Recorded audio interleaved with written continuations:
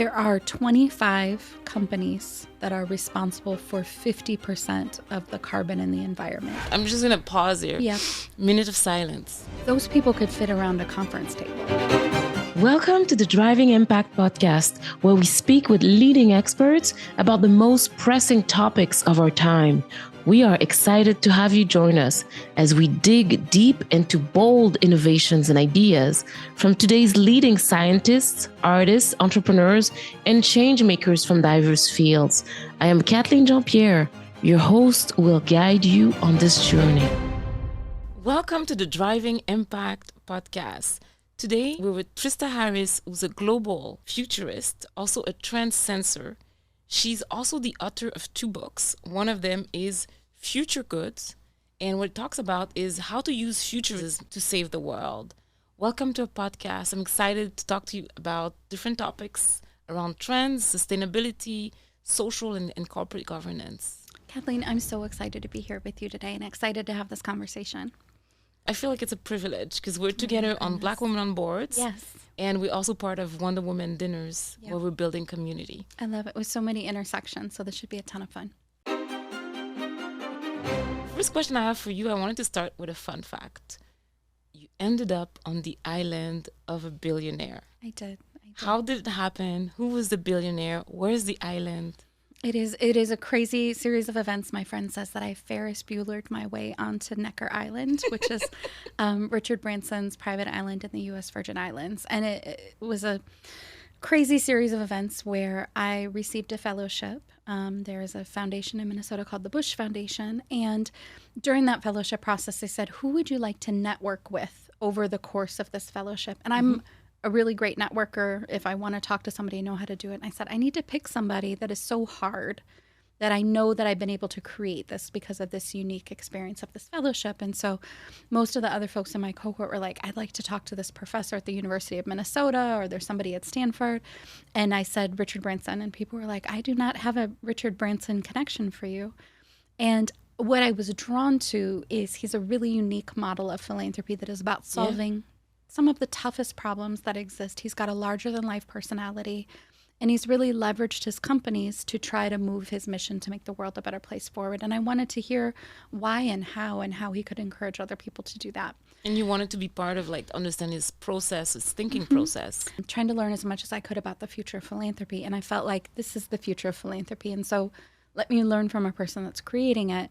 And so I, tried and reached out to their foundation and just did not have good access. And then he was speaking at a philanthropy conference that I had a lot of connections. And because when you set a goal and people are excited about your goal and they're behind you, I got probably 10 phone calls that were like, you want to talk to him? He's going to speak at the conference. This is your big chance. And so I reached out to the organization that I knew really well. And I said, I am planning to interview Richard Branson at your conference. I want to make sure I don't interfere with your time schedule, so just let me know how to do that.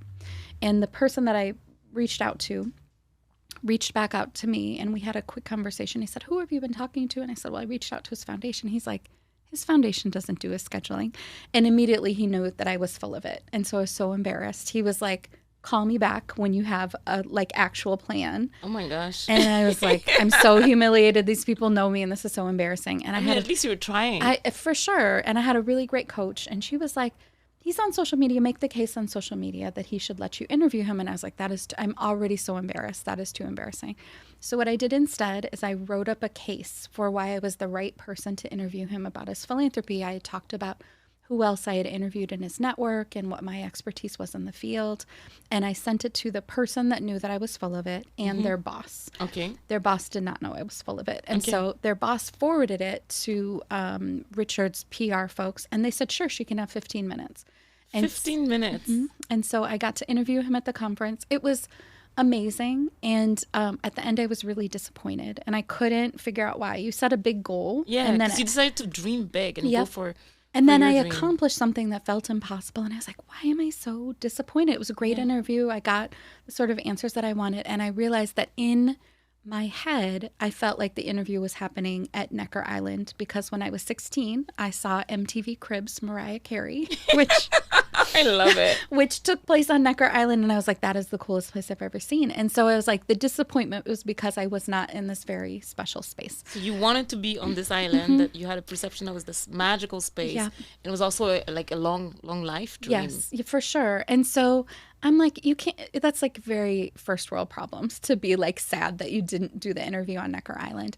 And so I just wanted to sort of let it go, but it still was sort of nagging. And about 2 months later, I got an invitation to a conference that was about making the future a better place that was happening at Necker Island. Wow. What was that conference? It was through Singularity University. Okay. And so they do a lot of futurism training for executives. I had done a lot of training with them. And so I saw it and I was like, I think this is it. So I reached out to the convener and I said, I've just interviewed Richard Branson about his philanthropy. I'd love to come to the conference. And they said, we'd love to have you speak. And so they said that?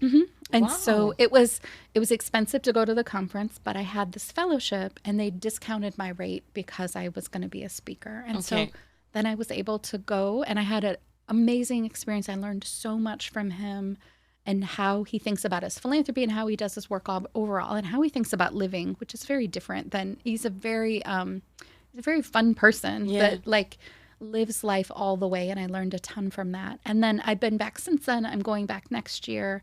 There is a group of people that convene often and are really trying to think about how to solve some of the world's toughest problems. So it's been a real gift to not just get to know him and this amazing place that's full of like lemurs and flamingos and giant tortoises and a windmill. It's like it's the sort of place of dreams and imagination. It's like a world within a world. For sure. But to really be able to meet the community that he's been building in that space of people that are really trying to solve tough problems. And that's the space that I want to be in. And how long did you stay when you were on this island? 4 or 5 days each time. Oh, wow. Yeah. Okay. Yeah. And there's lodging and... Yep.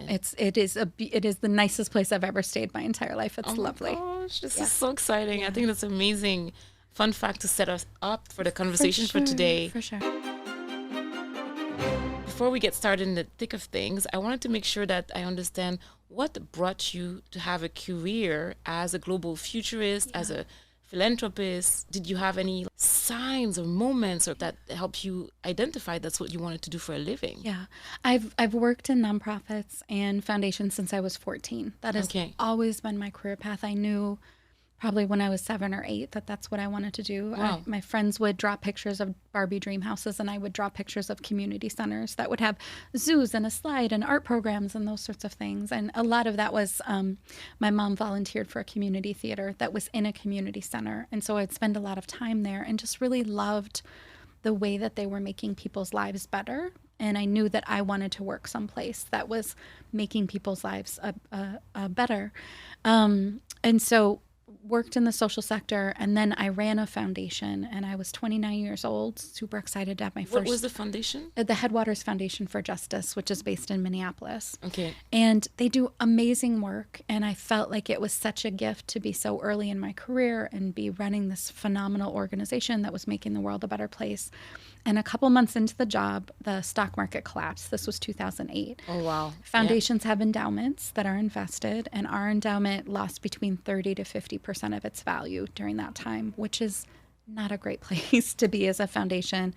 And I thought we might shut down. And just to simplify it for the rest of the audience, an endowment is a vehicle that you receive grants from. Yep, it is. It's sort of an investment account, and the interest from that account is what you use to make grants. And because we had lost so much value, we didn't have dollars to give for grants. We had overcommitted what we said we could give away, and then we didn't have resources because to of give the away. crisis. And at that same time, my son, who is a gigantic, strapping 19-year-old now, was a toddler. And there was a bookstore in the Twin Cities that is called Wild Rumpus Books. And it has it has animals running around. There's chickens, bunnies, cats, dogs, parrots. It's like a toddler's paradise. So he didn't want to leave. So we're in this bookstore And there is one full-size chair. The rest are kid-sized chairs. That's like school conferences where they're all teeny. One full-size chair and a pile of books that other parents have left as they're sort of trapped in this children's paradise. So I'm digging through the pile, and one of the books is called Flash Foresight, and it's about how to use futurism to get a business advantage during times of crisis. Wow, Flash Foresight. And I was like, this is a time of crisis. And so as I was sitting there, I read it from front to back and realized that the tools of futurism were exactly what my grantees needed to get through this crisis. And so we started bringing those tools to our grantees. It's incredible how you just a personal moment with your son, right, brought you to discover your path and understand that new trail. You just never know when you're going to run into the opportunity that's solving the problem that you're facing. And if you're really open to solutions, they can show up anywhere. And so those tools helped us work with grantees to develop a picture of the future that they wanted to create out of this crisis. And as a result of that, in the following couple of years, they had 10 legislative wins, which was the most in our organization's history, because they were able to develop a picture of the future that they wanted to create and move towards that. So that really lit this spark in me to learn as much as I could about futurism and then translate it for people that work in the social sector. So usually foundations, nonprofits, also some social purpose businesses. So when businesses are working to try to make the world a better place, the tools that we use are also helpful for them as well. Can you give us an example of an organization that you've helped through the tools of futurism? I've done a lot of work with the Robert Wood Johnson Foundation. I was their futurist in residence for 3 years. Okay. They are the largest health foundation in the world, and so they are interested in using their grants to make sure that people are healthier and that there is more equitable health across the country. So I worked there during the pandemic. So to be 2020. Yep. So to be at a foundation that is literally trying to be on the front end of stemming one of the biggest crises of our lifetime was a really great what honor. did it look like in terms of it's 2020, right? There's this all about health. And what was the problem to solve, the biggest problem at the time? And then how did you collaboratively solve it? I was a part of their Pioneering Ideas team, which uses a futurism frame for their work. So what they're trying to fund is things that might be useful 10 years in the future. So the rest of the foundation is working on problems right now. The Pioneering Ideas team is really trying to look ahead to what might be important in the future. And so when the pandemic started, there were grantees that the Pioneering Ideas team had funded previously that were going to be really important to the pandemic. So a couple of my favorites were ones that were working on contact tracing. Okay. So they had funded some grants that were about STD contact tracing. And then those organizations were really well positioned to be able to help during the pandemic. So it's the same technology that was leveraged to follow and track the COVID spreading? So who have you had contact with? And then the other was an organization called Studio Elsewhere that created these employee break rooms in hospitals that created these nature scenes that were projected on the wall, and they brought in natural plants and smells that lowered the stress level of people that worked in hospitals in huge crises in New York City. Because everybody was like under a lot of pressure. So much burnout, and people just were quitting right and left because it was too much. And so Studio Elsewhere created these experiences where healthcare workers could step away for 15 minutes, created better health outcomes for the healthcare workers and for their patients, and lowered stress levels so that people were able to stay longer in the field. Wow, I think that's amazing. What are the tools that you leverage to be able to predict and create the future as part of your core role? For sure. So we do a lot of trend sensing, which is paying attention to things that are happening in the present that are giving you an idea of what the future would look like. So that's very different from trend setting. So trend sensing. You're noticing. Yeah, you're noticing. So give us an example of what are you noticing?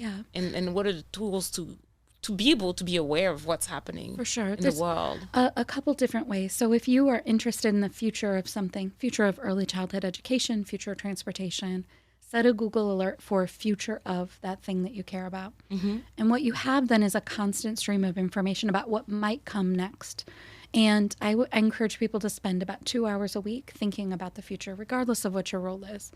And during that time, read those things that are coming up in your Google alerts, read newsletters of really innovative organizations. But what you're asking yourself is, what does this mean for me and the work and things that I care about?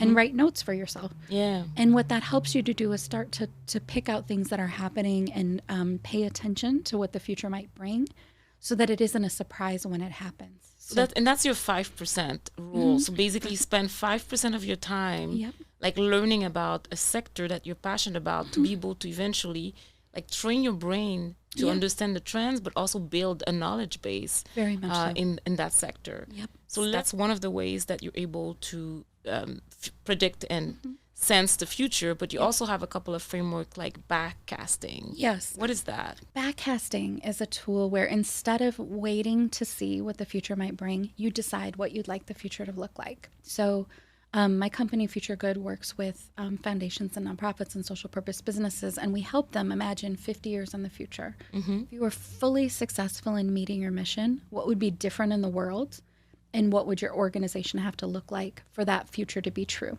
So what you're doing is you're creating a space where your staff, board, volunteers, partners, people that care about your work are developing the same picture of what the future looks like. I think the challenge in many organizations is everybody's working so hard, but on a very different vision of the future. Yeah, there's a lack of alignment. Everybody has their own goals. Yep. So what does it look like in terms of having a backcasting session? Yeah. So in those sessions, we do them on Zoom or we do them in person. And on Zoom, what we have folks do is brainstorm. If it was 50 years in the future, there was no barriers, money wasn't an issue, policy wasn't an issue, what would be the impact of your work in your highest hopes? So we have them in a Google Doc and they're brainstorming one idea per bullet point. And then we break them into breakout groups using a design thinking process where those ideas start to get bunched. So things that are similar get pulled together and we sort of name what those big ideas are. And then we ask them to pick, what are your 5 favorite? So as you look at this big list of possibilities, what are the ones that you're really excited about? And we're very general in this idea of favorite. Favorite just means the one that you like. It doesn't have to be any more complicated than that. So it's which one you like. It's not about feasibility Nope. or. So are you in the size of logic or are you still in the creative flow? Yep, it's about understanding where there is energy around creating that future. And through that, we create these ideal future statements that sort of describe what that future state looks like. And then we work with them to make sure, does this feel ambitious enough? Does this feel far enough in the future like you are really doing different work that is a stretch from what you're doing right now in this time? And then what we ask them to do is to work backwards and say, what are you doing right now that will lead directly to this future? What are you doing that makes this future impossible? So many organizations are doing things that are not aligned with that vision of the ideal future. So stop doing them. They're not helping you get there. Free up that space for more of those activities at will. And then the trick of it is it does not take 50 years to get to that ideal future. It's usually 5 to 7 years for our clients. So 5 to 7 years to be able to change the future. Yes. And are you talking about sustainability and environmental types of impacts or? It depends on the organization. So Okay. we work with organizations that are working on almost any issue that you could think of. Folks are working on the well-being of children. We're working with people that are working on the future of water. How do we ensure that we have a sustainable water system? People that are working on climate change or very specific neighborhoods and trying to create a better future for those neighborhoods. And so that idea of creating the picture allows them to know what they're working towards. And then it happens so quickly because suddenly all of the force in an organization is pushed in the same direction. We help them develop a strategy screen, which is a set of questions that they can use anytime they're making a decision to determine, is it aligned with the future that we've laid out or not? And that's what really helps an organization move forward quickly. And helps them transform to align to be able to change the future. Yeah. So we talked about backcasting. Like you also have a tool that's called WOW. Yes. So WOW is a tool to help you sort of notice things that are happening in the present that might be important for the future. And so WOW stands for weird, opposite, or wonderful. So weird, opposite, and wonderful. So if something is weird, it's just very unexpected. So an example of this is Jeff Bezos is talking about using the moon as a place to do manufacturing and that Earth should become a nature preserve. That is a weird idea. It's a weird idea. And totally. How are we going to get there? How does that work? How many people are going to go there? Yes. What does that mean and how would we do that? And it just sort of... So that's the weird of the WOW. Yes. And then... Yep. Opposite is opposite of what you would expect. So one of the opposite trends that we're watching now is support for racial justice organizing and racial justice focused organizations was increasing on a clear trajectory that is now going backwards. What does that mean, increasing in a clear trajectory? So more and more support over time. So as we work as a society to become more equitable, as there's more attention paid to racial justice issues, it makes sense that people are providing more financial support for that work. Yeah. But we have seen in the last year and a half to 2 years a full pulling back on that support in a lot of different ways. That is the opposite of what we would expect. And so it's important to pay attention to it to figure out what it means so that we can change that trend back to where it was going. And then wonderful are things that are just wonderful. As soon as you hear it, you're like, oh, that's great. That's the kind of future that I want to live in. Like what? I just saw an example of a bus stop that the back of it was made out of moss, and that moss pulled as much carbon out of the air as 275 trees. Oh, wow. And I was like, that's wonderful. That's wonderful. I was like, that's full of wonder. Yes. It's good for the environment. For sure. You can immediately see the positive impact that it's going to have. And those are the ideas that you need to pay attention to. How do we have more of those wonderful things? How do we invest in ideas like that to make sure that it spreads? That every bus stop around the country has this moss background. How much does it cost to do that? Who does it? And then how can we spread it further? How do we make it sustainable? Could that be what the side of office buildings are made out of? How could we have it everywhere? Yes. How do we capture carbon in that way that makes our cities healthier? Yeah, I love the WOW framework, but I also love the 3 examples. I want to look at first the Bezos example around how do we move manufacturing to the moon? Like how does one does that? If you had to solve that problem, what would you do? I would not, because that is way above my pay grade. But what I think is interesting about it is that the person that owns the company that is responsible for the spread of a gazillion products to our front doors all the time is really interested in what does that mean for the future of our environment. And if somebody like that is saying, when I see the trajectory of my company and the destructive nature that it's going to have on our environment, the only way to solve that problem is to move manufacturing to the moon. That tells me a lot about it means that we're hitting a wall. There's a problem. Yeah. There's a bigger problem, and there's an elephant in the room, and the moon, and saying that the moon is the solution is a bit scary. Right. So what's behind it all? Yeah. Probably profits is my assumption always. But I think it's interesting because it means that people that are responsible for much of the climate change are also understanding the impact that it's going to have, which is a better place than I think we've been in the past. And so it means that there might be energy around solutions that may not involve the moon, that might not have happened previously. So to me, that is a really hopeful statement. Yeah. That we are ready to do something drastically different, even so drastic of moving manufacturing to the moon. But if we take a step back, because it sounds like a far-fetched idea. For sure. What is the fundamental problem that we're trying to solve? Is that too much manufacturing, or it's not sustainable? It's the pollution on our environment. Okay. And so that the pollution is then making the planet unlivable is what's very quickly happening. And so we have to address that problem in a very systematic way, more intensely than we ever have previously, where the previous attitude was like, climate change is a problem and my little piece isn't making that big of a difference, and so I'm not going to worry about it. Yeah, it's the ostrich syndrome. Yeah. It feels, for the common mortal, it seems so daunting. For sure.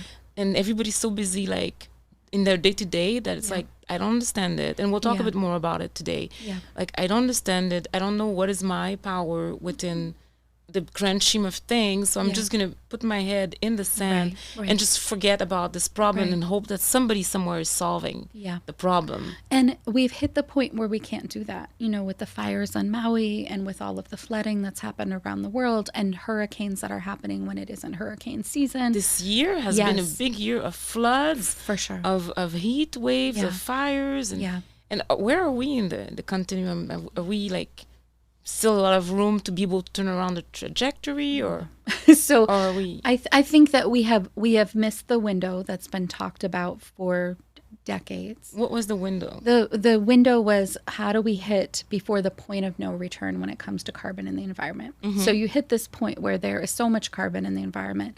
of course it is going to impact the climate.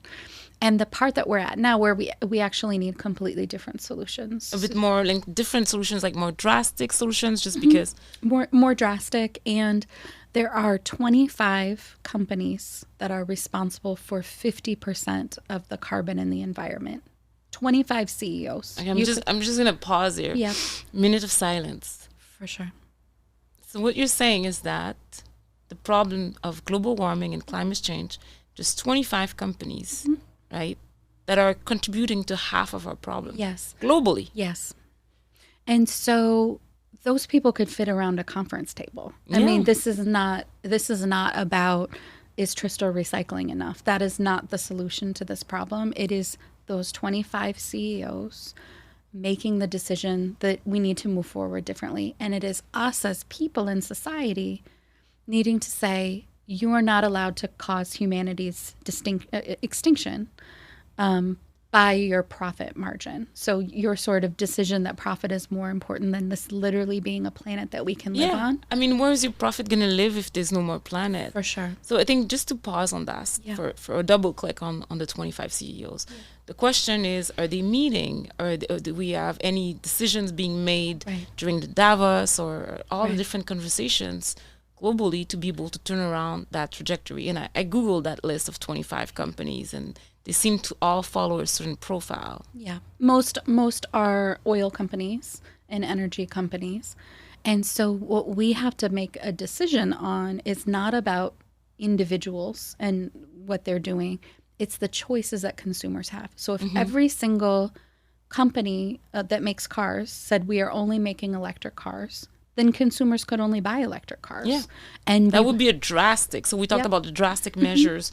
Like if instead of waiting to 2030, of giving a 2050, having a mandate of like all the net new cars that would have to be electric, that would be a game changer. How much would it impact the global warming and turning around the trajectory around carbon? I think it would make a big difference. I'm not sure about the exact percentage, but when you do that, then it also creates the space to make decisions about other things. So if cars are something that is creating a lot of the global warming, let's start with the sort of highest impact things and then move down as we go and continue to move us towards a better future. There's also folks that are working on things like carbon capture and being able to pull carbon out of the environment. Some are making cement out of it, or jet fuel, or we were talking earlier about somebody that creates artificial protein for food out of carbon that's getting pulled out of the environment. So there are amazing solutions that are out there, but it doesn't help if we still continue to shoot carbon into the environment. So you have to do both at the same time. So just to understand the full picture, 50% of the carbon that's emitted in the world is coming from 25 companies. What is the other 50%? So I'm trying to simplify everything for everyone, because sometimes people get overwhelmed with all those concepts. I have a stat for you. So 100 companies are responsible for 70% of global warming. So total. So 100 companies, 70% of global. And then the last 30% are people and the decisions that we're making based on the choices that consumers have in our current economy. Okay. So the real place to make change is with those 100 companies. Perfect. So to get a full picture, right? There's 100 companies that contribute to 70% of all the carbon emitted in the planet. Yeah. That's number one. And then secondly, as part of these 100 companies, there's 25 of them, right, that are 50%. producing 50% of it. And then the rest, the 30%, is like the humans beings, us, making decisions. Yes. So when we look at this data and how we frame this problem of carbon and having all this carbon on the planet, and that's changing the ecosystem, which can make the world unlivable, and it's causing all the floods and the hurricanes and all the problems that we experience in the heat waves, right? The summer, we're talking about the summer in LA. Sure. It's still warm, but it's a different summer. Yeah. So when we look at this full picture, how we can drive impact is at the corporate level first and foremost. Is making those companies change. And if that's through legislation, whatever that is through to create that difference, that is the place where you create the biggest change. The conversation has only been about consumers. Yeah. So it is about the individual choices that we make. You should drive less. Are you recycling? What sort of... That's only 30%.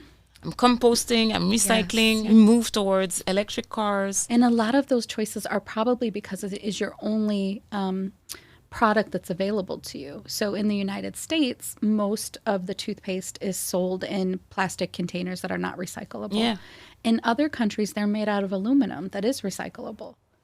Why have we decided that we won't have a sustainable product and that we don't require it? So if I'm a consumer and it's very difficult for me to buy the product that's more sustainable, it's more expensive, I may not be able to afford to do that. But if every company is required to make that change, that is where you create the transformation. So even when we say 30% is about individual decisions, it's also about the individual decisions that we're able to have given the environment that we live in. Because like the products need to be available. Yeah. Right? And if they're not available, then how can you... You can't purchase that. Right. Or you create your own toothpaste. That's a whole different... Right. That's a whole different Yeah. ball of wax. Yeah. I think it's very important, but I think it's also what can we do as individuals, right, to help advocate and evangelize around these 100 companies? What are all the different ways? Yeah. You need to vote. So that is the most important part. How are you holding your elected officials accountable for making decisions about the climate that's long term?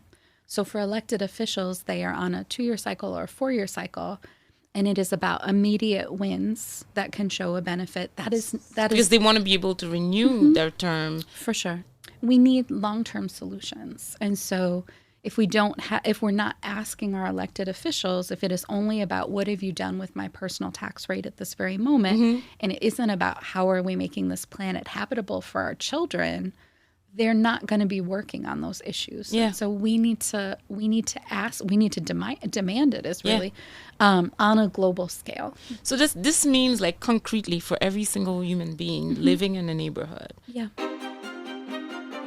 Getting involved at the city level, Yeah. at the county level, being interested, Yes. right, in what's happening around. So what are the different forums that people can take actions in their, like, locally? Because I want to make sure that we have concrete examples of how people can drive impact and resources. So, like, what if you want to be part of the change? What are the 3 things you could do locally? Sure. So one, I think it is about calling your elected official and asking what they're doing about the environment. Okay. I think the other piece to ask elected officials is how are you investing to make our cities climate resilient?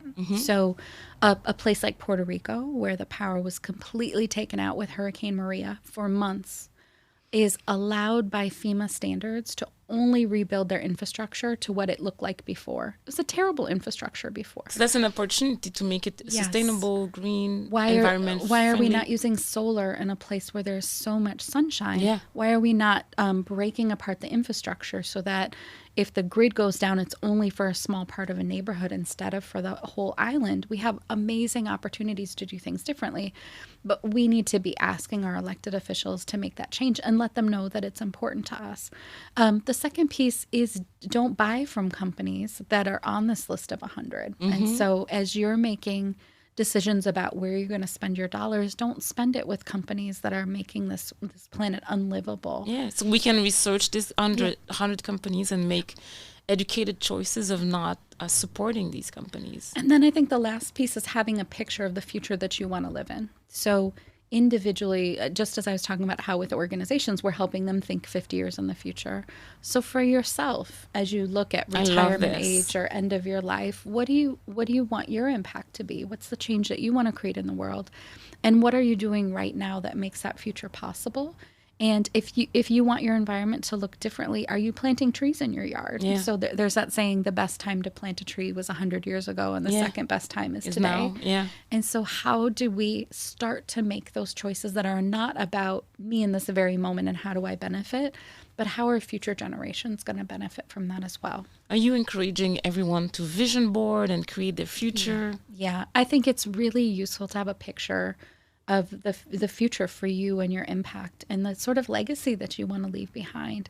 And then what I do is compare that vision with my calendar, which is not always a great activity. Ooh, that's going to be the shock. That is where the rubber meets the road, where you say, am I actually investing my time in the sort of things that will get me to the future that I want to see? And there's a lot of work that futurists are doing about health and improvements in health and there are some folks that are interested in this idea of humans living forever, which I think is like really boring and exhausting. But some people are very like, how do we hit this point where advanced billionaire was taking his son's blood for that part to live forever and feels like now he's 18 years old. Yes. But this is not like if we want to save the planet and just forget about our own individual selves. Yes. There's better things to do with time. Your time. Invest your time in a way that creates that future that you want to see. So are you picking up plastics that are at the beach? Mm-hmm. Are you spending time building community? Are you ready personally if there's a disaster? There was a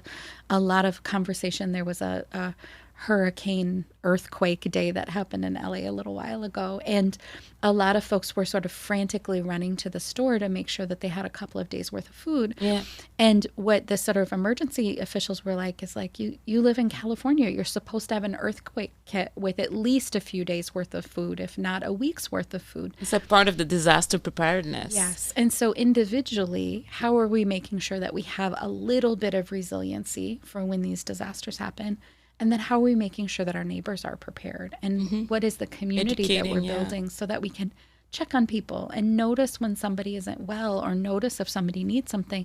That's just what a good community is. And so that you don't need a disaster for that to happen. Yeah, no, I think it's very important to have concrete tools to also, if we want to be the change that we want to see in the world. For sure. And also I like the idea of like looking at your calendar, looking at your vision board, and then how are they aligned or misaligned, and then deciding to make some changes. For sure. Right? Yesterday I was with my son, and there was a local event at the local garden church, and they were like, everybody can spend a couple of hours to plant vegetables and make life a bit more sustainable. Yes. So if we go into like because you've spent this is your day-to-day predicting the future, right? Globally. Yeah. So what are the top 3 trends that you're seeing that are coming towards us? Yeah. So climate change is the biggest. So that is the one that I think needs the most attention. I'm really paying a lot of attention to those innovations that are about solving that at the source. Mm-hmm. And so if that is pulling carbon out of the environment, if that is changing the ways that people move around cities or the ability to even need to move around cities, I think the growth of working from home has done wonders for the environment, and people maybe have forgotten because of the trauma of all of it. But at the beginning of the pandemic, in Venice, there were dolphins that were in the canals. And in San Francisco, there were coyotes that were going across the Golden Gate Bridge. And because they got their freedom back. Yes, there was sort of space. And then I have family that's in Wyoming. And every time I go to Wyoming, I just stare at the sky because there's a million stars. And they're like, what are you looking at? I'm like, I have 3 stars at home. That's it. You guys have a full sky. I can only see 3.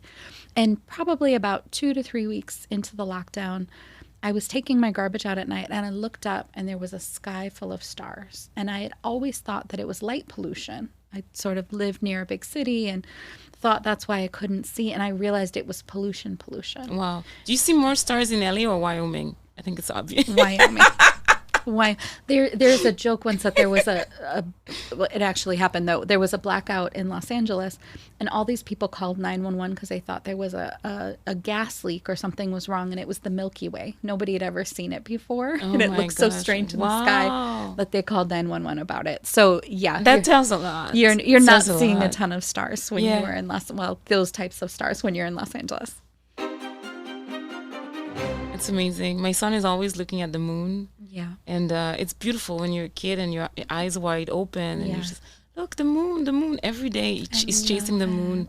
And when I think about the future and when I think about where we're evolving in the world, like part of the reasons of creating this podcast is 3 years and a half ago, I became a mom. Yeah. And suddenly, and at the same time, the George Floyd happened. I was on maternity leave, and Breonna Taylor died, and then I couldn't sleep at night. Of course, right? Because there was George Floyd, and then Breonna Taylor is a black woman that was shot while she was sleeping. Yes. And then I was new mom, and I was like, and then you have this baby to take care of, and that is the world that you're bringing him into. I was in a new city. LA was a new city for me, and then I couldn't sleep at night because I was afraid that somebody would barge in and assassinate me, and Yeah. all I wanted to do is protect my son. Yeah. So one of the trends we talked about is the lack of progress or in racial equity. Yeah. So 2020, right? If we go back, George Floyd, everybody was home Yeah. on lockdown, and then everybody watched the story of George Floyd and how he was killed. Yeah. And then suddenly, like, everybody understood the reality or had some sense of the injustice done to people of Black descent, Black people. And all the companies started like proclaiming from the high horses that they care about diversity. Of course. Some progress was made, but now we're in 2023. Yeah. There's a financial crisis. There's all these different things happening in the world. That's happening. Yeah. So is there progress in racial? And then affirmative action a couple of months ago, that was all those changes. Right. So are we going forward? Are we going backwards? Like, do we know? Is it too soon to tell? Yeah. And are these part of the trends that you also see? That Yeah, I'm paying a lot of attention to that. And I lived in Minneapolis when George Floyd was murdered. He was murdered about 4 blocks away from my first home. And the police precinct where the officer was from was in the neighborhood that I grew up in. And so the disappointment in civic disasters. So civic disasters are when society's institutions that are supposed to care for you and support you betray you, is a completely different type of disaster than a natural disaster. And the impacts of that ripple on and on and on. And so I think during that time in Minneapolis, one, it is terribly hard to see the city that you love burning down. It is also terribly hard to see white supremacists driving into your city to purposely burn it down, which was a huge piece of what was happening during that time, was people taking advantage of the chaos to create more chaos and to terrorize people of color who were already terrorized within the city. And so I think what comes out of that is visibility of what has existed for people of color always. So it is not a surprise that a police officer killed a Black man in front of a crowd of people that was watching. Yeah, it was nothing new. No. I think the thing that happened in 2020, I remember I was on mat leave. Everybody started texting me, "Are you okay?" And suddenly I was like, it's not a different day for me. It's more that suddenly you are aware of what it takes for me to show up every day. Yes. Right? All those videos that I stopped watching because it gives you trauma. Of course. Right? And then you were like very close to the scene of one of the different things that happened, and the whole world suddenly became aware of why are we still talking about these and racial equity and affirmative action. And we're aware of what's been happening in Minneapolis for a long time. I spent a year on our Governor's Council of Law Enforcement and Community Relations after Philando Castile was murdered on Facebook Live. And that video. It's terrible. And couldn't. Philando Castile worked in the lunchroom of my son's preschool. And when we had conversations as a community after this happened, and we said, this is the case where we will finally see justice, because he was a saint. He worked in the schools. He took good care of the kids. He was a registered gun owner. He was a really stand-up person. And this happened because the police officer decided that a Black man was scary and murdered him when there was a kid in the back seat behind him. So just the lack of care for us as human beings was so evident. The only person that went to jail for Philando Castile's murder were the protesters that closed the freeway. That's who went to jail. The police officer didn't go to jail. And so this sort of understanding that these systems are not made for us. And that became so visible in 2020 because we had the time and the space, because we were, at home. Yeah, and people couldn't do anything to distract themselves. So you had to notice. And normally the anger is about the specific officer or policing. But what was really interesting is people had enough time and space to say, actually, it's all broken. It is nonprofits. What are you doing? What is the racism that exists within your organization's businesses? What do your hiring practices look like? How are you taking care of your employees of color? How are you educating people, and how are you holding people accountable to make the world a better place, but also to be fair and judge people accordingly? Yeah. So it was a very unique moment. Often in Futurism, we talk about different trends that run into each other. And so we had the trend of the pandemic and all the things that come along with that during a time of racial unrest at the same time. And they both amplified each other. Yeah. And I think that is what created really some of the best systematic change that I have seen in my entire career in the social sector. But did it stick? Some of it stuck, some of it did not. And I think what we're running into now, especially with the Supreme Court affirmative action decision, which is only about higher education, it is not about affirmative action overall, but the ripple effect of that decision is people saying, oh, wait, we can't have a grant program for a specific community of color. We can't pay attention to race as we're looking at our candidate pools for positions. None of that is true.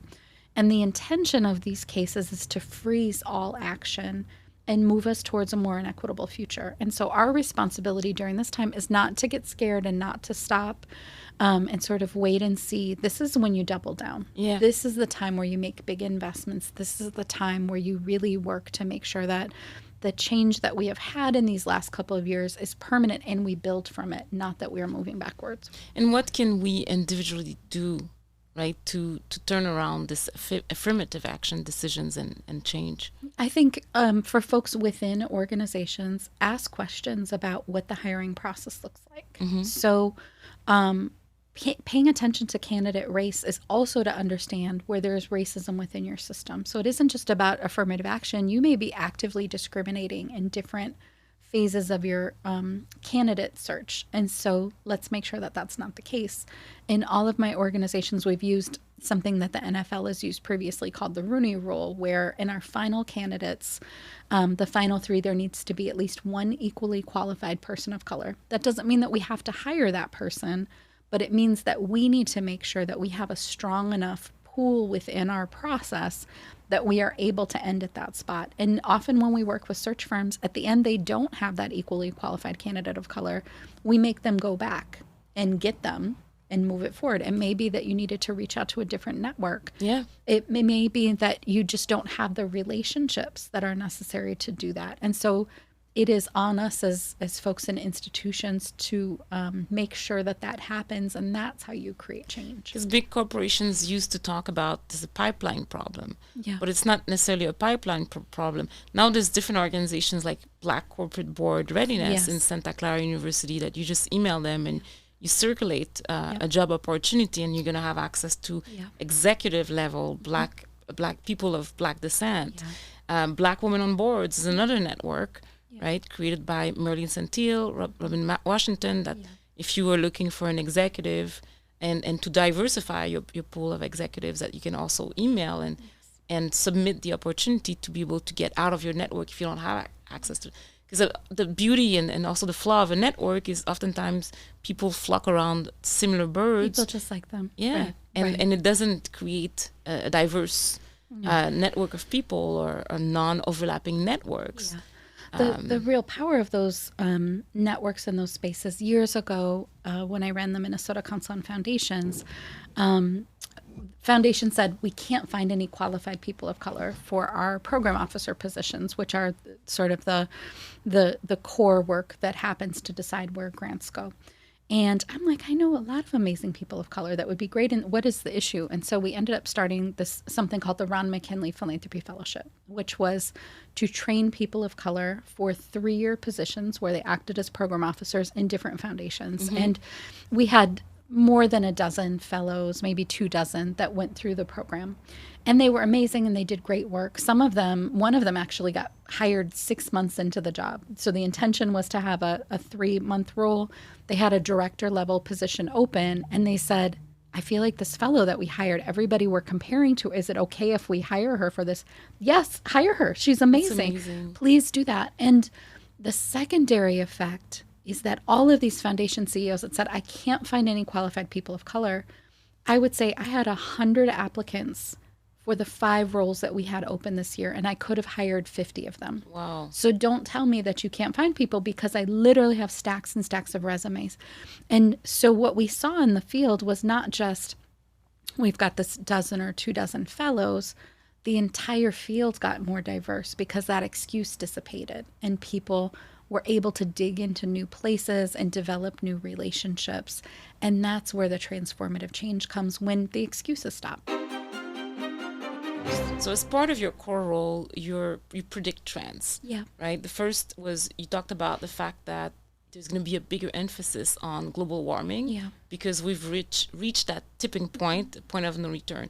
The second trend that you predicted earlier, a couple of years ago, was this kind of like lack of progress around everything that's racial equity. What's another trend that you're predicting for the future? There is a lot that's happening around the housing space. So some of this has to do with increased cost of living. People are feeling really squished and crushed. And, you know, we are in LA where housing is... Oh my God, inflation, the prices for food. Unbelievably expensive. Everybody's moving. Relocating. My neighbors are moving to Lithuania. People can't afford to be here anymore. And so what I am noticing start to happen is first there was this trend about van life. It was people that were like living in their vans and working remotely, which is just like expensive homelessness. Like it is just a really, there's like this very sort of shiny filter on Instagram about what it looks like, but really it is housing is too expensive. And so you have made this decision. The second piece that we're seeing are the growth of tiny homes. And ADUs are one of the things that many cities have started to approve in this idea of how do we better use land. And we created these sort of mega houses that aren't actually what people need. And so how do we start to right size? But what I think we're going to see in the future is more multi-generational living. And so young people have hundreds of thousands of dollars in student debt. That is not sustainable in any way, shape, or form. And they can't afford to start their lives because they can't even afford rent because their student loan payments are so high, let alone afford to buy a home. And what we're forgetting is that home ownership stabilizes neighborhoods, stabilizes schools, allows kids to be in the sort of same place as they grow up. And that equity that you're building in your home is really useful when you retire or when your kids go to college. It is a stepping stone to financial stability in ways that almost nothing else is. And so by losing that, we are creating all of these ripple effects about neighborhood stability and about long-term education and about wealth building and retirement. And so I think what we're going to move to is a future where there's more multi-generational living, but with things like ADUs where folks can have a little bit of their own space, maybe have a mortgage on the ADU so that you're able to build that piece of wealth, but we can keep the cost down for families. So I think we're in for a big transition when it comes to housing soon. Do you think it's going to evolve to the point of like more communal living? I think so. I've heard a lot of single parents, especially single women, talk about wanting to buy homes with their friends and raise their children together. It is hard to raise kids. It takes a village. It really takes a village.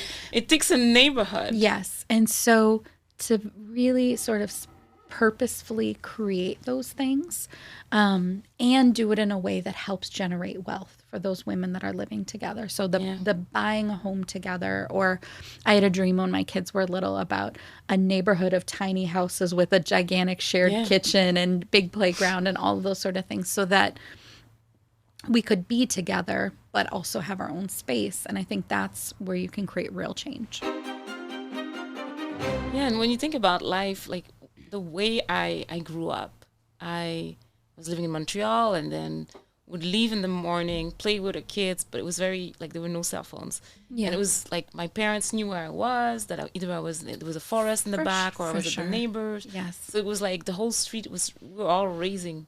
Like they were all these parents were raising their kids together and we all trusted each other. So there was this societal tissue and connective tissue that kept neighborhoods together. But now we're living in a world where it's like it's kind of like nuclear family types of living, which is the opposite of communal living. And so how does it look like? Because globally, a lot of, like, when I think about like Haiti, where I'm from originally, it's all about multi-generational living, like, you don't need to have a nanny, because there's always someone who's going to take care of the kid. Right. So how are we evolving as a planet? Because globally it's very different, but also in the U.S. Yeah, I think in the U.S. it's sort of the devolving that happens, and so we lose these connections. Mia Birdsong has this great book called How We Show Up that is about how immigrants in particular, when they come to the United States, they're less healthy, they lose connections, they get depressed because they've lost that connection to community and community living. And that is what we need as an American society. And we have to purposefully build it and invest in it. And I have found such an amazing community in the condo that I've moved in here with a group of women that are there that are constantly checking up on me. And I'm running to the store and do you need anything? And I'm going out to dinner. Come with me. I want to go for a walk. Do you want to join me? And that, I love that. It feels so organic. For sure. It's the purposefully knitting and building. And then what it teaches me is I need to show up for them in that way too. I see you had a package downstairs. I brought it up for you. How are we being good human beings and good people? And community does not happen. You have to purposefully build it. You have to be intentional. Yes. Who are the people that you really want to knit that together with? When my kids were little, there was a group of us that would have nights where we would babysit each other's children, so the other parents could be go out off the clock. And for me, it was no different having 8 kids or 2 kids. Either way, it's chaos. The same chaos. Just feed them and they're running, and at least they're entertaining each other, and I don't have to entertain everybody. It doesn't make any difference to me on a Friday night if there is a house full of kids. But for each of us, what that meant is 3 Fridays out of the month, we could do whatever we wanted. I could sit at home and read a book. I could go out to dinner. I could hang out with my friends, whatever I wanted to do, because I had these women that I could lean on. And that's community, that's support. It makes a big difference. And there's also a loneliness epidemic. So the Surgeon General published this report about all the impacts of people feeling lonely, and this all the nuclear type of living, of people living alone and losing connection, and people being on social media, which are not real connections. No. Right? Having a being on a social app is not a conversation. Yeah. But it makes you feel like you're tending those relationships even when you're not. And it's very shallow. That's the piece where you realize, I haven't talked to my best friend in 6 months because I've been liking her photos. And so I feel like you're sending some energy there. Yes. Look, I see you. That is not the same as having the hard conversation and hearing that your friend has cancer, or hearing that they're struggling with infertility and they're trying to figure it out, or work is hard, and they're not going to put that on social media. And so that's where the loneliness epidemic comes from, is that you have a million people that'll tell you you look nice in your photo, but who can you call when you really have a challenge? And I think those are the relationships that we need to knit together and really strengthen. Yeah, I think it's very important. And when we look at other trends, so we talked about multi-generational living, right? And what is another trend that you've been predicting, leveraging your different tools, frameworks? I'm paying a lot of attention to the future of food. And so... I love food. I love food too. So most of my trends are very positive, and I think that we create the future with the decisions that we make today. And so I want us to pay attention to positive things. But I heard this stat about the number of big corporate-owned farms that are west of the Mississippi River. Okay. And those farms are not paying market price for water. They're paying less than it really costs. But now, as we have places like Phoenix and maybe Los Angeles running out of water, there's questions about... because of global warming. Yes. So should farmers pay more? If a decision happens that farmers should pay more, it is a corporate decision about profitability, and many of those farms will close immediately because it the isn't... margins are 10. It isn't as profitable anymore, and so we're not going to do it. So what's the impact of these farms It closing? could be that we don't have any food anymore. I mean, if farms across half of the country are no longer producing, we immediately could have huge food shortages. And so... what does it solve? So the solve for it is really hyperlocal food. And so I think very soon, and we're already starting to see it, people start to grow produce in their homes. That's what we're doing. They have these lovely, cute little planters, and they've got the light on the top, and you can grow your lettuce, and you can grow It actually tastes like the food when I was a kid. Exactly. Like a real tomato. Yes. Like a tasty strawberry. A fresh tomato that's actually ripe when you pull it off, as opposed to has been sitting in transit for 3 weeks, is a completely different experience. And but it takes space, because when you think about multi-generational living and and like the big houses that are not necessarily what we need. Where are you going to start having a full garden? Because I wouldn't want to put it outside because of the acid rains. Right now it's sitting inside. And we need more of them if I want to eat all. I can't right now eat my salad only from that source because it's not producing fast. So what are the trends here and the opportunities for people who want to be able to grow healthy food away from the acid rains, away from the pollution? So I think we'll have more people that are using those in-home growing systems, maybe multiple systems to be able to feed their families. I think we're also going to move in the near future to a time where we have more self-driving cars that are coming to pick you up when you need a vehicle. And hopefully they're safe. That part. But I will say, I was driving down the road and the woman next to me was putting on mascara and this guy had a newspaper that he was reading that was over his steering wheel. And I was like, I think I trust some of the robots more than I trust the people that are here. But yes. Or texting while driving. Yes. So for sure, there needs to be a lot more that happens on the safety front. But I think that we are moving towards a future where self-driving cars are much cheaper than owning your own car. And if that happens... That would be transformative. Yes. And I think that's probably near-term future. Because the car ownership is expensive. It is. Even car rentals. It is very expensive. And so if we can move to a future where a car is only there when you need it. And on demand. Yep. And when you're not using it, somebody else is using it. If we move to a future where those cars are on renewable energy and maybe the roads are charging them as they drive, then where solar is powering or other forms of energies. So these cars are driving around 24 hours a day and picking people up. And then all of these parking garages that we have everywhere. Parking structures. We won't need. And so maybe those are farms. So maybe we move to a place where that is a sort of version of indoor farming or indoor-ish farming, where the food that it's coming to you is close. It's blocks away. It's not coming from another country or coming from another state, that it really is hyper-local and that the quality of that gets better.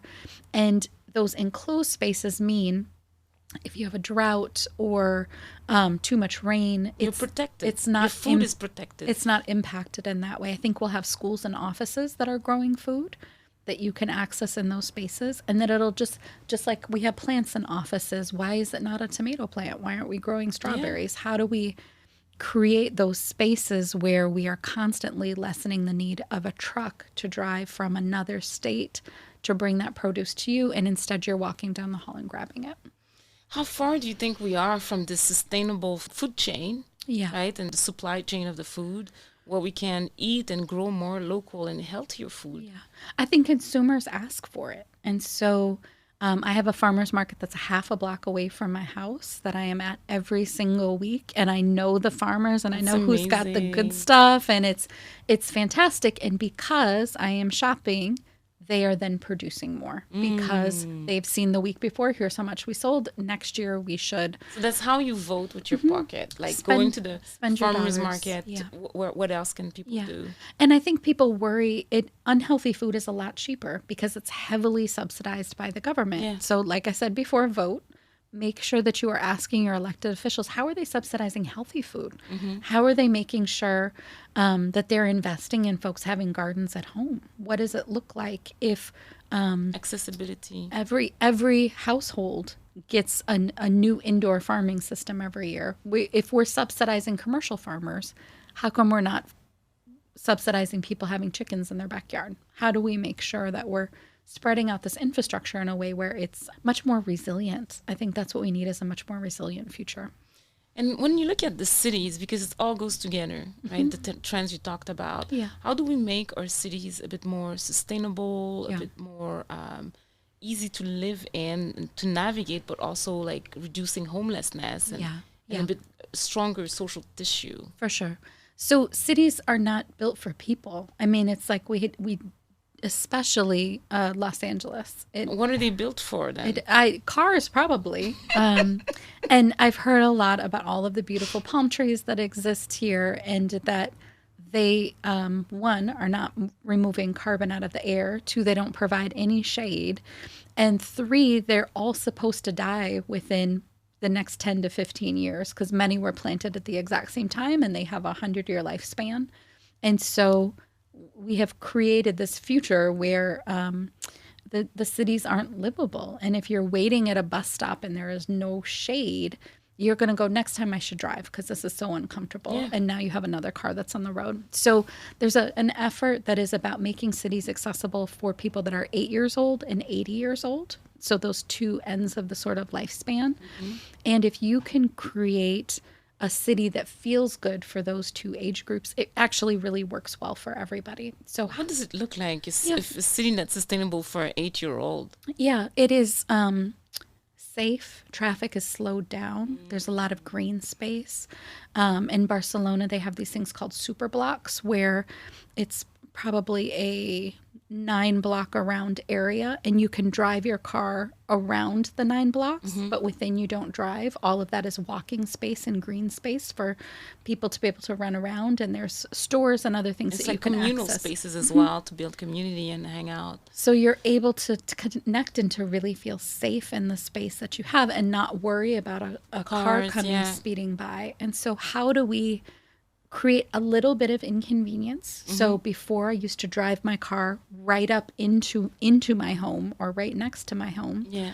What if I have to walk 2 blocks? Yeah. What difference does that make? What if you could bike? Yeah. So how does that increase your quality of life if you were able to create things that are much more right-sized? This is the first time since I've been 16 that I haven't had a car, and I live in Santa Monica, which is a very walkable city. Yeah. And it has been joyful to be able to walk to the grocery store, walk to the corner store, and anything that I need, I can access, and things that I can't, we have all these amazing delivery services that will bring it right to my door. Yeah.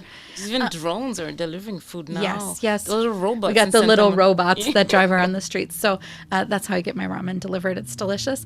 But it isn't necessary for me to have a car unless I'm going further, and then I call a car service. And so the ability to access things that you need just when you need them, one, lowers my costs so much. I don't have a car payment or car insurance or that sort of thing, but I still have the freedom and flexibility of having access to a car when I need it. And I think that access economy is what's going to continue to grow. And what else could we see from the access economy or the sharing economy that could help us have more sustainable cities? I think a lot of the sharing economy is, what do you actually need to own and what do you just need to use? Share and the access to. Sharing economy was growing a ton right before Amazon really took off. And so this idea of, let me borrow that specialty charger that I need just for this one event. I can now on Amazon call and it's, at my house in 2 hours. Yeah. And so I'm purchasing things when really I probably just needed to borrow it. And so how do we make borrowing as easy and accessible as we have made purchasing things? That's what's going to make a big difference. And when I moved into LA after I became a mom, I joined the Buy Nothing groups. Yes. Oh my goodness. They have everything. So, and also to declutter, okay? I don't need these toys anymore. Just plenty. I have a whole playground. I love it. Coming from Buy Nothing. So the free cycling and recycling and decluttering and giving away as well instead of buying all the time. Yeah. The sort of hoarding and all that, especially when you've got young kids, they've got so much stuff. Yeah. And you don't need that stuff forever. And so how do we make sure that it's then useful to another family and keeps everybody's costs down at a time where life is very expensive? Yeah, no, I think it's amazing. Trista, I feel like we're learning so much today with you. And I want to make sure that we zoom in on what is a trend that you've successfully predicted. Yeah. So probably starting in 2016 or so, I had a trend that I would share when I gave talks, and it said global pandemics much more likely. And it had a picture of 2 young girls at an airport wearing masks. And there's a bunch of reasons why global pandemics are much more likely. One, air travel is so much cheaper than it's ever been. We are traveling around the world. It's very easy to spread disease. And 2, we're encroaching in places where animals live. And so the sort of intersection between humans and animals creates lots of opportunities for pandemics to spread. What do you mean by encroaching where animals live? So if we're deforesting where animals live, and then you live in a village or a town that used to have a lot of wild animals, and they are kind of coming back and forth into that space trying to figure out what's going on, and you are in close contact with them, diseases that can transmit from an animal to a human can, and vice versa. Can much more easily be transmitted. And so when the COVID pandemic started, I could tell very soon into it, oh, this is it. So this is not a 2-week at home. This is the thing that will continue to spread in lots of different ways and is going to change. Because you saw it coming. Yeah. Basically, it's like, we don't know what's going on. There's this pandemic, or stay at home for 2 weeks, and then after that, we'll reconvene. What did you think about this mandate? That it should have been longer, and that it really needed to be people not leaving their homes, which it wasn't in most places, and that it needed to be global. And so that is the piece that, it's hard to coordinate across countries.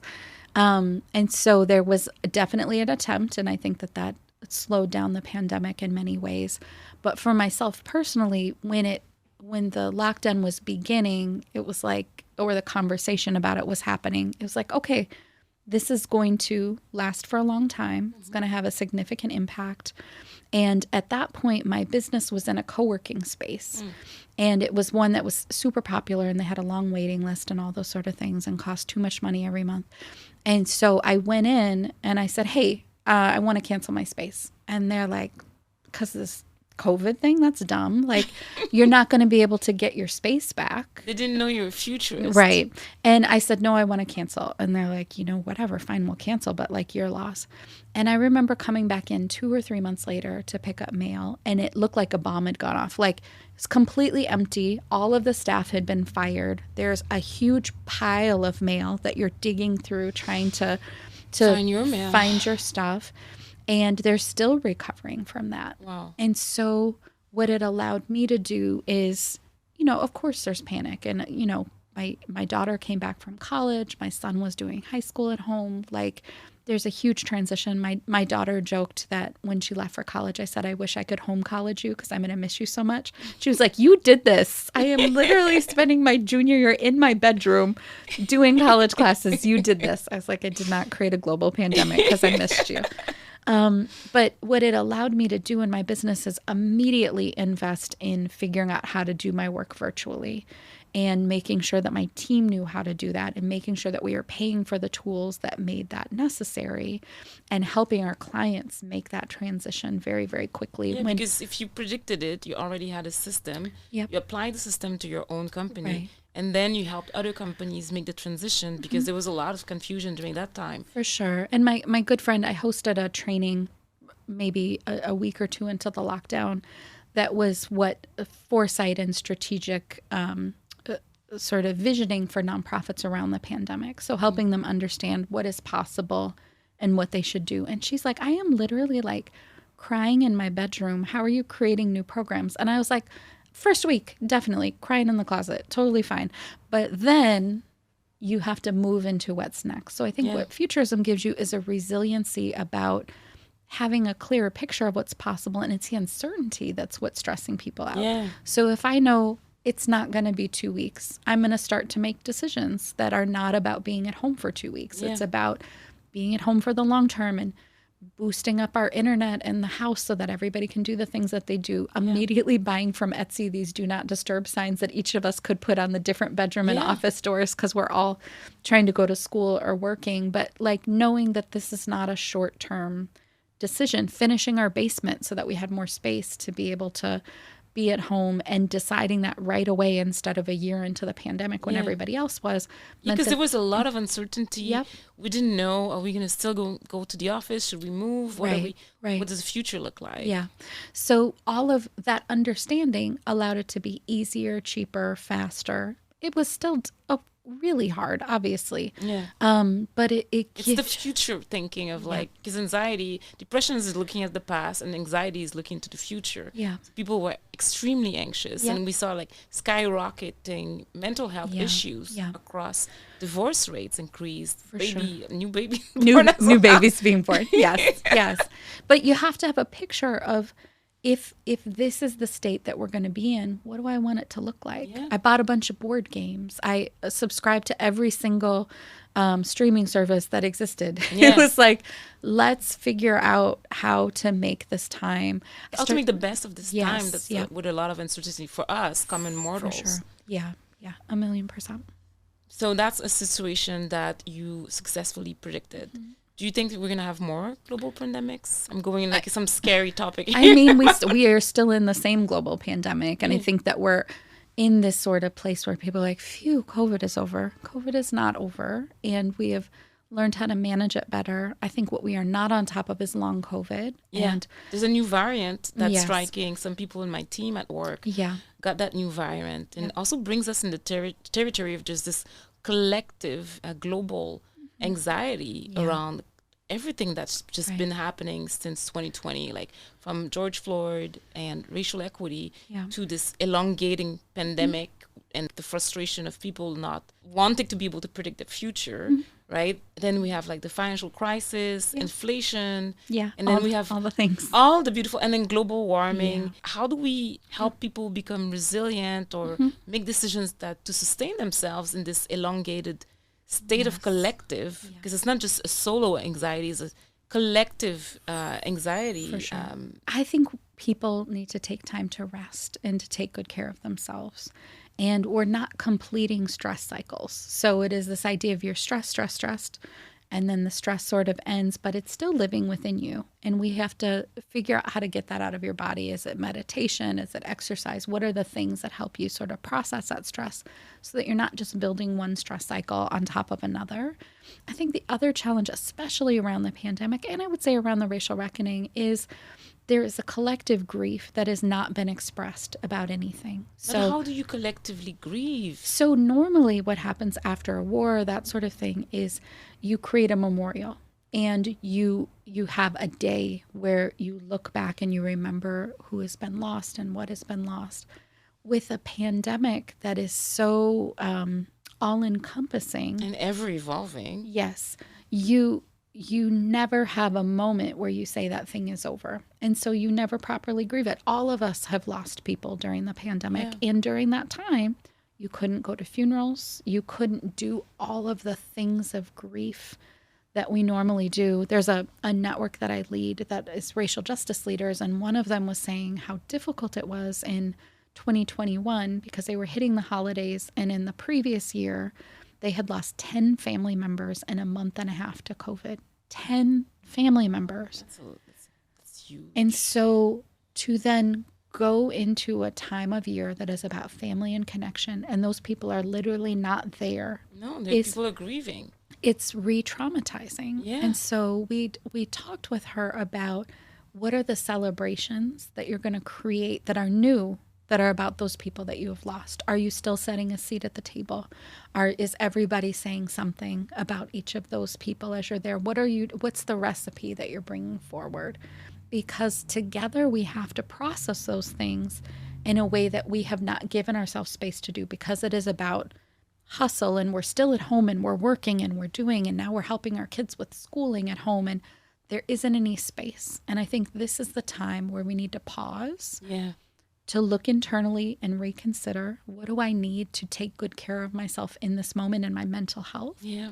What is the support from outside experts that I need to be able to process these traumas that I'm going through? And then what are the new habits and things that I can build around what has been lost? Yeah. I have a great friend that has this amazing practice that she sort of said in an offhand way. She has a volunteer engagement that's about leading Sunday school for young kids.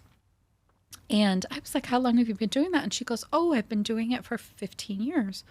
I said, that's a really long time. And she said, yeah, I started to do it. My best friend passed away and he used to do that. And when he died, I said, I need to do something that he would have done to fill up that space that he has left. Yeah, on the earth. and That's her contribution. And so that is the thing that I wasn't doing before, but I decided to do for him. And I forgot that's why I was doing it. And I thought, what a beautiful way to honor somebody's memory and to create the sense of community and connection that's really necessary. And she said it was so useful for me when I missed him so much to be able to process that grief by doing the thing that he loved to do. It reminded me of the best of him and not of him being sick and all of those things. This is what he did when he was at his best. And it's incredible. I think love it. I think we need that around COVID. We need that around the lives that have been lost. What are the things that we can bring into the world for those people? Yeah, no, it's beautiful. I think 100%. it's important. I want to go into some areas around the future. Yes. We talked a lot about like affirmative action, but also racial equity. Yeah. What do you think is the future of racial equity? Yeah. So I think that there is a Policy Link has this amazing frame that equity is a superior growth model. If you want your city to grow, you need to make sure it's an equitable place to live. And those that don't do as well financially. And so if that is the argument in the data, then let's lean into that. Let's see what it takes to really build equitable cities. I think there is the people piece of it. So there are folks that are racist. There are folks that are blaming immigrants and people of color because they've lost their jobs, because that is an old story. Yeah. And what is really happening is artificial intelligence and robots have taken their jobs.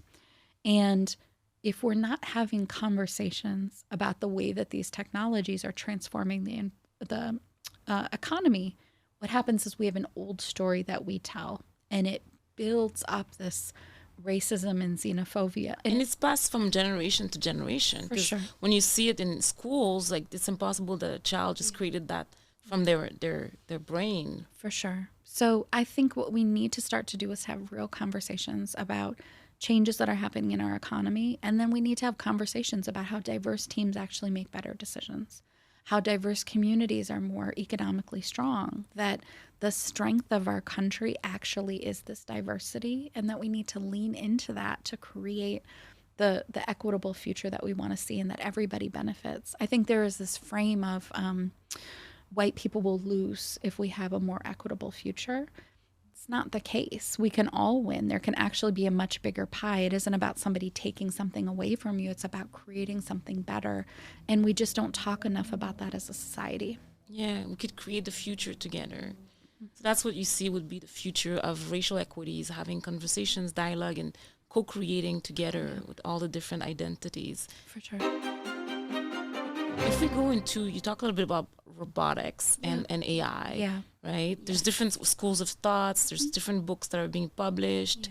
What do you think could be the impact of AI on human rights, but also thinking about the fact that, hey, we're in LA, there's a strike in Hollywood about the writers and the rights to your own voice, the rights to your writing, your own face, your face, your identity. So we're going into a whole different era of the world with AI, where a lot of people are jumping on it. Yeah. But how do you see the future of AI, but also the future of society and human rights in the world where AI is becoming a bit more prevalent? Yeah. The potential of AI is that repetitive work can be done by artificial intelligence and robotics instead of human beings. And that frees up humans to do the things that only humans can do. And so if that is creating new and real art, there's a lot of conversation about AI sort of replacing artists, and you can't replace human creativity. It is impossible. There are copies of it that can be created, but art is about creating things that are new and different and building upon other ideas. AI isn't built to do that sort of thing. Because AI is going to leverage the past. For example, Grimm has decided that she's going to give her voice, and people can leverage her voice for AI songs as long as she gets royalties. Right. But I'm a former artist. I'm still an artist. Yes. But there's things I did with my voice as a French rapper that I didn't know that I was going to do, but it's from jamming and playing. Yeah. So I'm just curious about, you say that AI is not going to replace creativity. It can't create the new. So it can just leverage the old. Yeah. Is that what you're saying? Yes.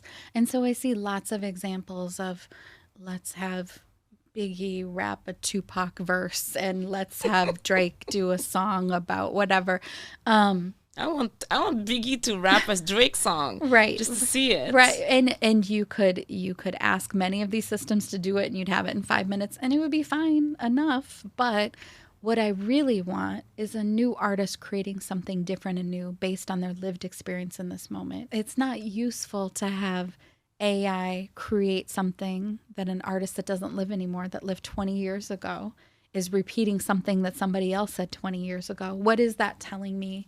So all of that is interesting because it's a sort of fun thing to look at and do, but art is made to make you think, and art is made to process, feel. Yes, to process human emotion. Yeah. And you to also heal. Yes. And you talked about healing. You can't do that by recycling old things. You can't do that by asking AI to create something in the style of another artist and it's got your face and you're riding a horse.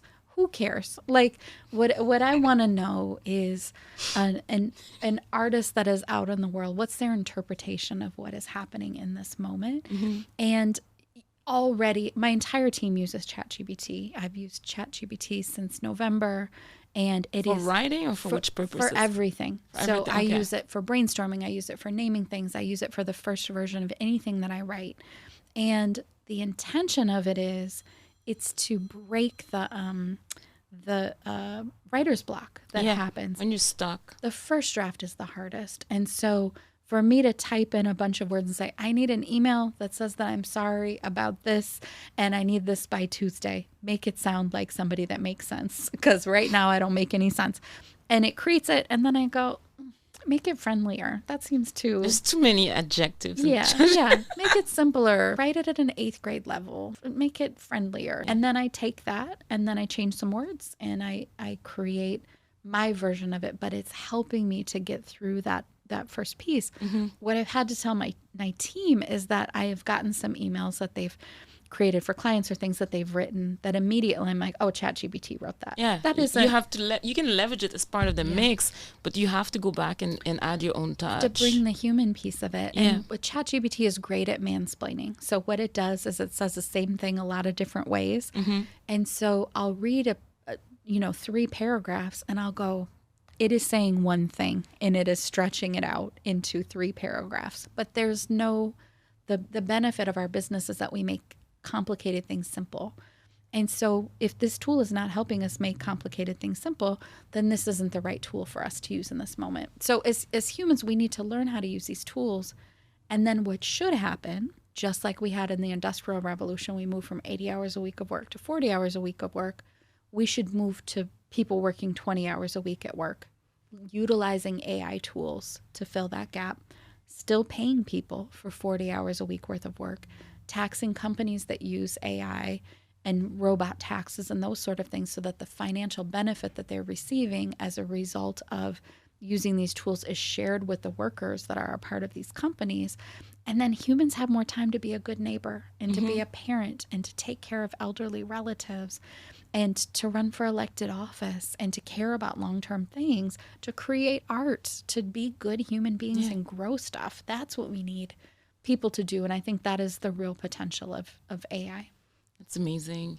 I'd love to hear from you worst case scenarios or AI scaries, if we could call them, of like, if AI is left on its own device, where can it go, which is not necessarily beneficial? I mean, it already has gone to the place of realizing that human beings are the problem. So there is a case of a suicide that happened. Somebody was chatting with an AI bot.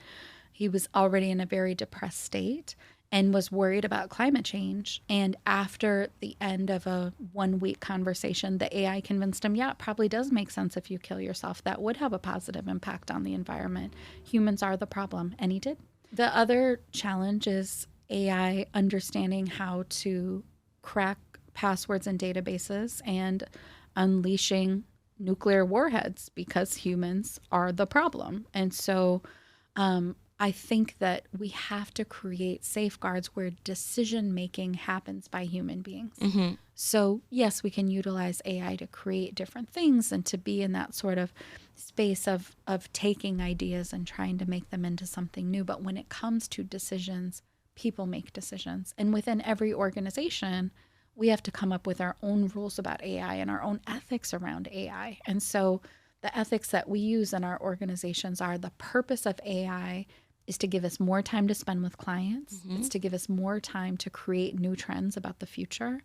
It should give us that spaciousness that we can do better work. If it feels like we are using it as a crutch, if we feel like we're using it because we just don't feel like doing this thing, and so have the AI develop 50 social media posts, that isn't the purpose of it. The purpose of it is to harness our creativity. And so how do we utilize it in that way? And how do we create expectations within our organizations that that's how it's used? It's more like ethical AI. Yes. Have you seen cases of unethical AI usage? Yeah, I think there immediately AI is used by spammers and folks that are trying to take advantage. Every new technology tool is used that way. I think the challenge in our society is that our elected officials are 70 and 80 years old.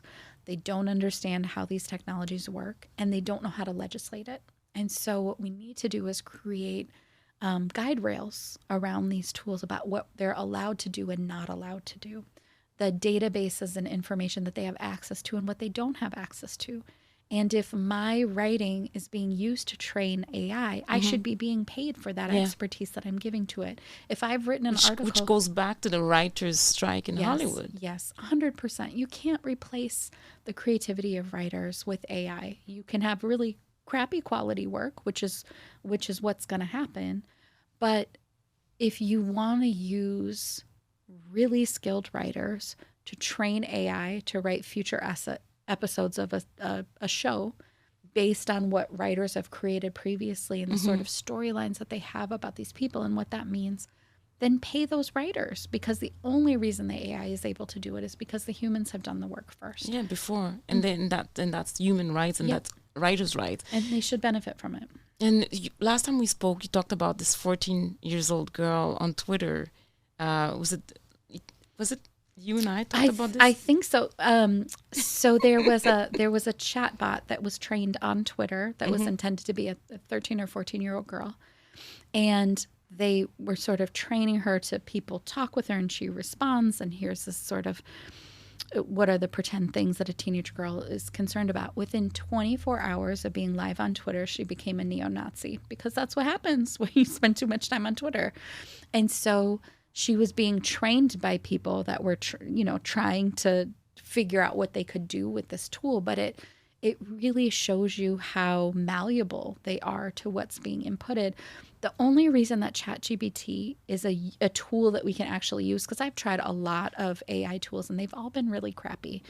The reason that this one works so well is Kenyan workers were paid $2 an hour to read the worst things on the internet to make sure that those things were not being used on ChatGPT. So to train it to not access things that are about murder and child porn and racism, all of those things, it took human beings to train it. Underpaid human beings in like AI farms. Yes, who have psychological impacts from having to read all of those terrible things. There's a human cost to AI. And so how do we make sure that we are taking care of the human beings that are intersecting with these systems? Yeah, because they're filtering.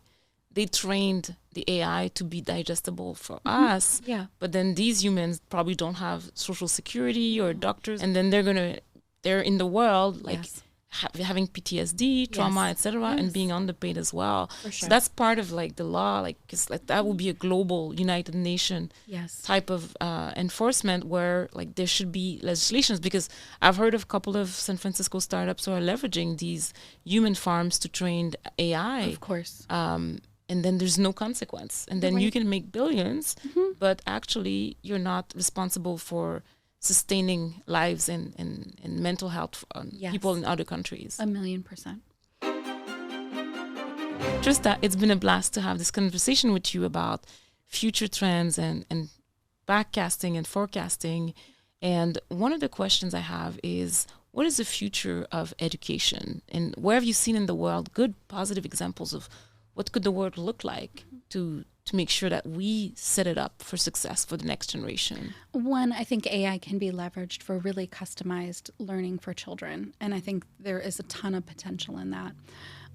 Secondly, when it comes to like the future of childcare and education, I've hosted these things called field trips to the future, where I take people to a place in the world that is already experiencing the future that you want to see. Wow. And so I took a group of folks from foundations and nonprofits and elected officials that were based in the United States to Sweden to see the future of a fully paid for early childhood system. What did it look like?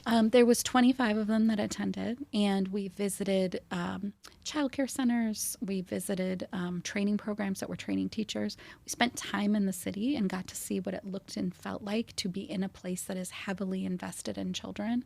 It was amazing to see little kids that were in nature preschools outdoors, 1-year-olds toddling around by a campfire in the woods. And I'm like, danger, danger. They're like, the kids have got it. It's totally great.